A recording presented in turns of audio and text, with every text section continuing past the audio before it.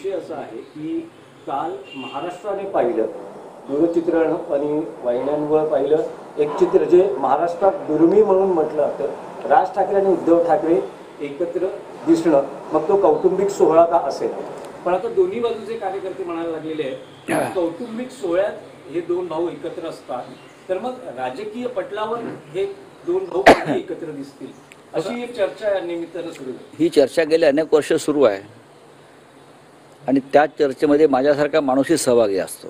बरोबर, कारण मी राज ठाकरे यांच्याबरोबर सुद्धा जवळून काम केलेलं आहे। त्यांचं आणि माझं अनेक वर्ष मित्रत्वाचं नातं राहिलं, त्यांच्या कुटुंबाशी राहिलं, त्यांच्या वडिलांशी राहिलं,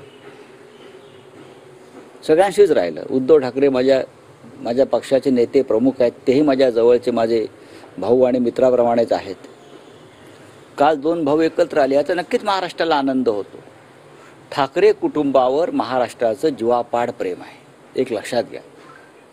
ठाकरे कुटुंबाचं या महाराष्ट्राशी एक नातं आहे, एक नातं आहे आणि कोणत्याही ठाकरेंकडे साधारण त्याच दृष्टीनं मराठी माणूस पाहतो।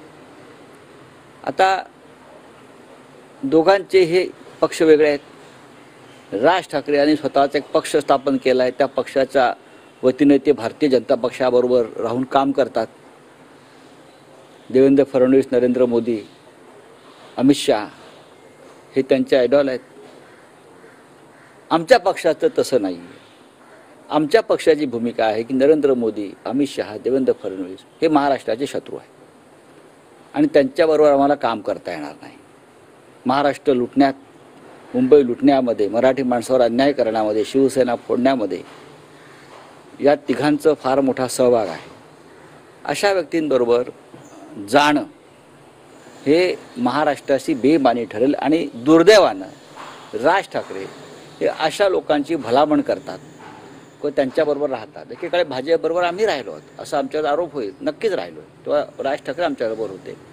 हे एक वैचारिक मतभेदाचे दोन वेगळे प्रवाह आहेत। कुटुंब एकच असतो। अजित पवार आणि शरद पवारही भेटतात ना, रोहित पवारही जाऊन भेटतात त्यांच्या काकांना, पंकजा मुंडे आणि कोणते आमचे धनंजय मुंडेही वेगळ्या पक्षात असतात आणि एकत्र येतात भाऊ म्हणून। ते जे कोकणातले राणे आहेत त्यांचा एक मुलगा इकडे एक मुलगा तिकडे, एवढे कुटुंब एक असतं। त्याच्यामुळे कुटुंब म्हणून एक आल्यावर सुद्धा काही महाराष्ट्राच्या दृष्टीनं काही महत्त्वाचे प्रवाह असतात, त्या प्रवाहामध्ये आम्हाला वाहत जाता येत नाही। हा सुद्धा महाराष्ट्रानं विचार केला पाहिजे। अर्थात शेवटी काय निर्णय घ्यायचा कोणी, हे उद्धव आणि राज ठाकरे हे दोन भाऊ आहेत, हे दोन भाऊ आहेत। हा निर्णय त्यांनी घ्यायचा आहे आणि त्याने घेतलेला निर्णय मला माहिती आहे की महाराष्ट्र मान्य करेल। नाही, पण राऊत साहेब, नजीकच्या काळात उद्धव ठाकरे, राज ठाकरे हे राजकीय व्यासपीठावर युती म्हणून एकत्र दिसू शकतात का, किंवा तसे काही प्रयत्न होऊ शकतात? कोण प्रयत्न करणार? तुम्ही म्हणतात तुम्ही दोघांचे मित्र आणि बरे मित्र, स्नेही असं आहे की अनेकांचे मित्र हे असतातच एकमेकांकडे, पण माझ्या दृष्टीनं कालचा लग्न सोहळा हा काय राजकीय विषय नव्हता। हा राजकीय विषय कसा का असू शकेल? याआधी सुद्धा उद्धवजी आणि राजजी हे अनेक कार्यक्रमात एकत्र आले आहेत। परवा ताज लँडसेंडच्या एका कार्यक्रमात एका सोहळ्यामध्ये होते, त्याच्या आधी ते होते। त्याच्यामध्ये तुम्ही राजकीय नजरेनं सध्या पाहू नका, सध्या पाहू नका।